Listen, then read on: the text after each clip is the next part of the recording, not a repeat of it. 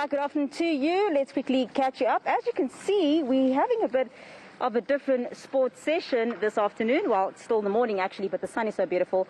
So we do have the ultimate Superbike Shootout series, which is happening in October, later on in the month, which is going to be in Red Star.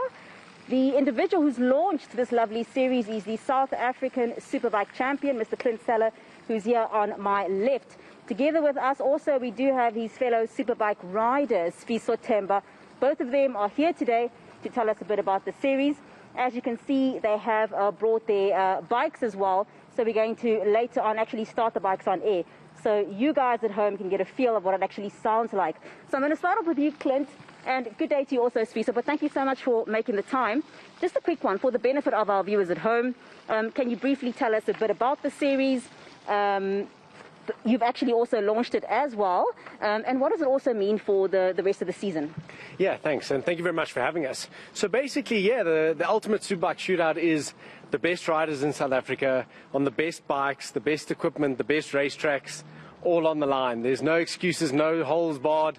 You know, it's everything in, and at the end of it, hopefully we can crown the ultimate Superbike rider in South Africa. And it's been extremely exciting to see how many really talented riders there are. And at our first race in Quebec, we had over 30 guys all trying to get that title thus far. So you talked about, we've talked about development in the sport as well. So in terms of the Shootout series, just speak to us a bit about that. How is that going to assist the development of the sport?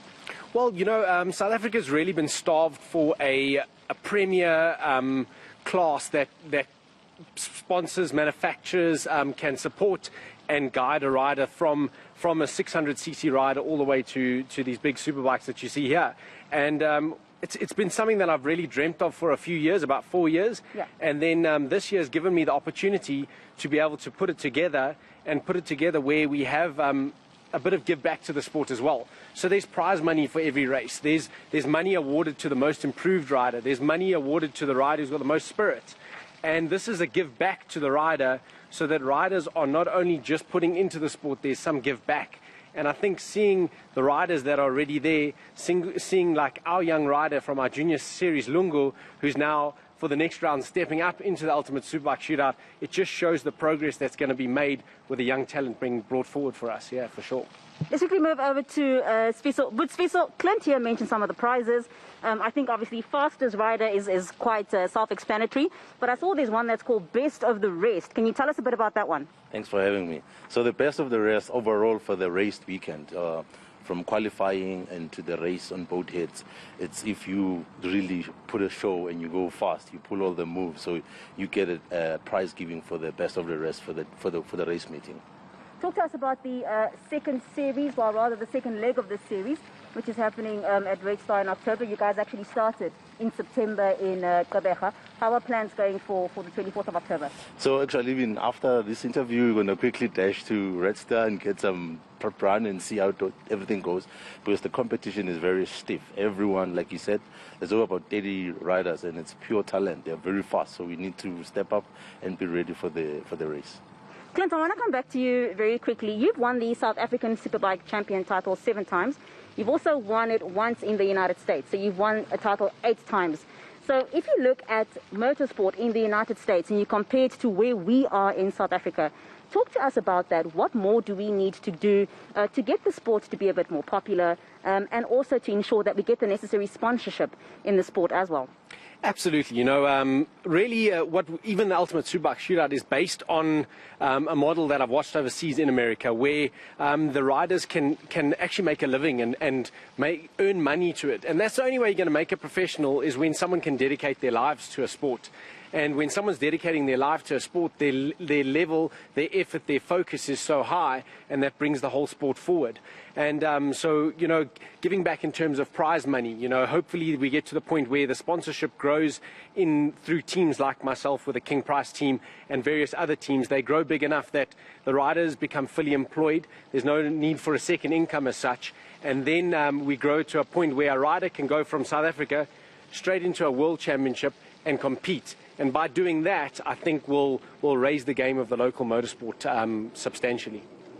So before we go, Morena, and before we start these bikes up for you, I just want to show you Clint's tyres. Let's quickly just, I don't know if our cameraman, Percy, if my colleague here, can just quickly show you what these tyres look like. Because if you look around here, you can see he's really gone through these tyres. I think you need a new set. But I want you to tell our viewers, because we chatted about this earlier, just how much do these tyres cost and how many do you go through?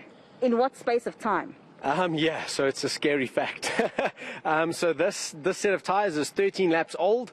So put it in time frame, that's about 14 minutes. They're 14 minutes old, and yeah, they go in the dustbin after this, and you're looking at about 7,000 Rand a set. So yeah, in a weekend, you'll look at about 6 sets of tyres per rider. So it's extreme, but yeah, to go fast, you've got to be extreme. I was about to say, to go fast, you got to be extreme, and that's why you do what we do. And that's also why, Morena, it's so important that we do get sponsorship more involved in this sport as well. Very quickly, before we go, for our viewers at home who aren't too familiar with superbikes, who might not know what these babies sound like, and if you missed it earlier, I'm not going to get onto this, but I am going to go ahead and start. Butsviso, can I start your bike? I'm going to start Butsviso's bike here. So if you guys can just, before we go, you can hear what this sounds like. And I'm actually going to rev it a bit for you. Again, I won't be too adventurous, and I won't get on it.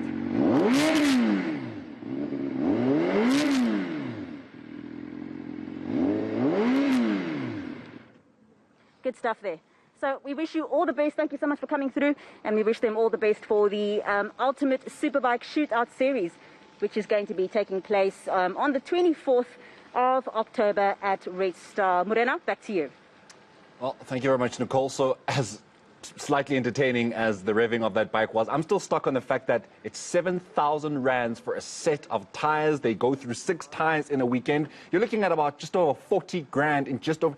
The sport is expensive. As exciting as it may look when we're watching MotoGP and such, the sport is incredibly expensive. But of course, all the best to the guys that are going to be going out to the Ultimate Superbike series, of course. That is going to be happening in the month of October. That is Nicole Kente giving us a very different sports bulletin coming to us here at our ENCA premises.